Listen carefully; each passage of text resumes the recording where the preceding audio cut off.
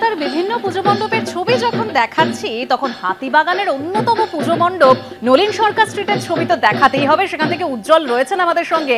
উজ্জ্বল, আসছি তোমার কাছে। অনির্বাণ বিশ্বাস আমাদের অপর প্রতিনিধি রয়েছেন সল্টলেকের এসি ব্লক থেকে।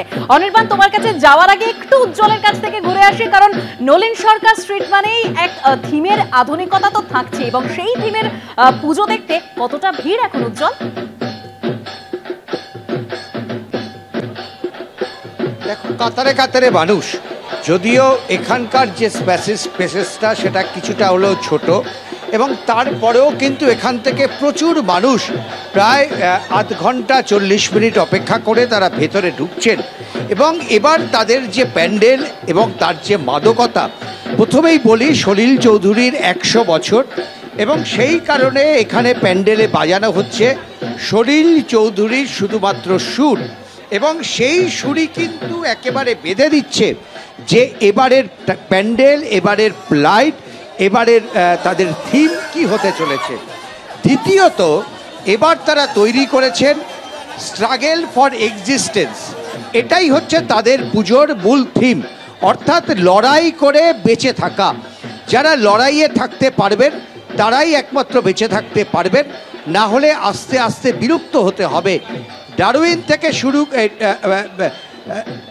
ডারউইনের এই যে থিওরি, সেই থিওরিটা দেখো তারা তুলে ধরেছেন এবার তাদের পুজো মণ্ডপে।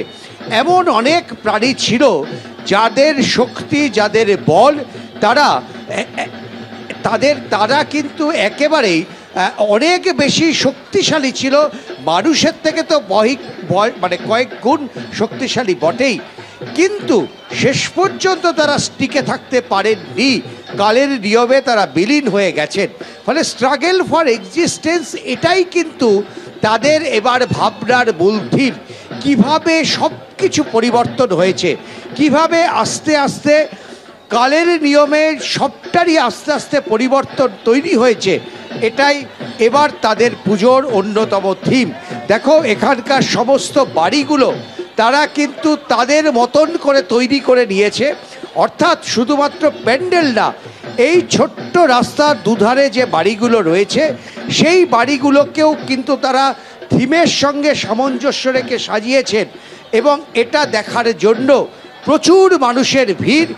হয়তো কি বার্তা সেইটা নিয়ে অনেক ভাবনা চিন্তা চলতে পারে, কিন্তু সব মিলে চাকচমক, একেবারে চাকচমকপূর্ণ একটা পুজো, যেখানে বাজছে সলিল চৌধুরীর সুর, আর সেটা দেখা এবং সবটা একেবারে জাঁকজমক পুজো। এই উত্তর কলকাতার বহু পুরনো পুজো, এই নলিন সরকার স্ট্রিটের পুজো, এবং তার আকর্ষণে মানুষের ভিড়। ষষ্ঠীর সন্ধে কতটা জমজমাট আপনারা দেখলেন।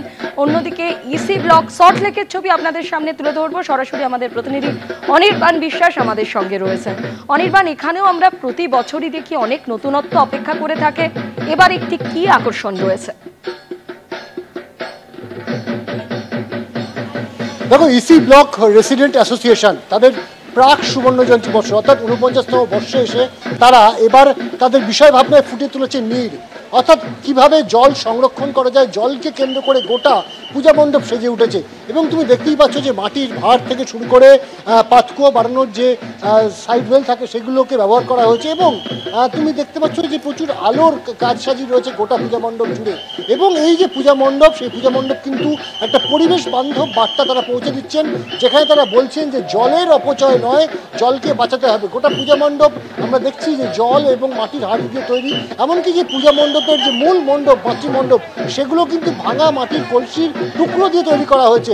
একই সঙ্গে এই থিমের সঙ্গে সাজুজ্য রেখেই গোটা পুজো কিন্তু, এবং মাতৃ প্রতিমা সেখানে কিন্তু সাজিয়ে তোলা হয়েছে। একেবারে আমরা একবার সেই ঠাকুরের ছবি দেখানোর চেষ্টা করব যে মাতৃ প্রতিমা এখানেও কিন্তু একেবারে থিমের সঙ্গে সাজুজ্য রেখে, এবং সেই মাতৃ প্রতিমাতেও কিন্তু এই মুহূর্তে দেখছো যে ষষ্ঠীর যে বোধনের পুজোটা ইতিমধ্যে সম্পন্ন হয়েছে, এবং পরবর্তী সময়ের যে পুজোগুলি সেগুলো বাকি রয়েছে সেগুলো হবে, সেই আচার পালন করা হবে। এবং গোটা পূজা মণ্ডপের ভেতর সেখানেও কিন্তু দেখা যাচ্ছে যে মাটির হাড়ি কলসি দিয়ে গোটা পূজা মণ্ডপের ভেতরটি সাজিয়ে তুলেছেন উদ্যোক্তারা। 49তম বর্ষ ইসি ব্লক এই রেসিডেন্ট অ্যাসোসিয়েশন তাদের পুজো প্রত্যেকবারই কিছু না কিছু চমক দেয়। হয়তো অনেক বড় পুজো তারা করেন না, কিন্তু যে পুজোই করেন তার মধ্যে একটা বার্তা থাকে। এবারও সেই বার্তার কিন্তু অন্যথা হয়নি, এবং আজকের এই পুজোর এই যে বিষয় ভাবনা, সেই বিষয় ভাবনা নিয়ে কথা বলবো কথা বলবো। আমাদের সঙ্গে রয়েছেন অন্যতম পুজো উদ্যোক্তা, তার সঙ্গে যে আজকে আপনারা এই যে নীড় বিষয় ভাবনা হিসেবে ভেবেছেন কেন? প্রথমে শারদীয় শুভেচ্ছা জানাই এবিপি আনন্দকে। ইসি ব্লকের এটা 49 বছর পুজোর নীড় আমরা করেছি হচ্ছে নীড় মানে জল। আমরা জল সংরক্ষণটাকে দেখাতে চাইছি, কারণ আমরা যেভাবে জল অপচয় করছি সেই কারণটা আমরা আরও দেখাচ্ছি যেন জল অপচয় আমরা যেন না করতে পারি। হ্যাঁ, আমরা যেন জল অপচয় যেন না করতে পারি সেই জন্য।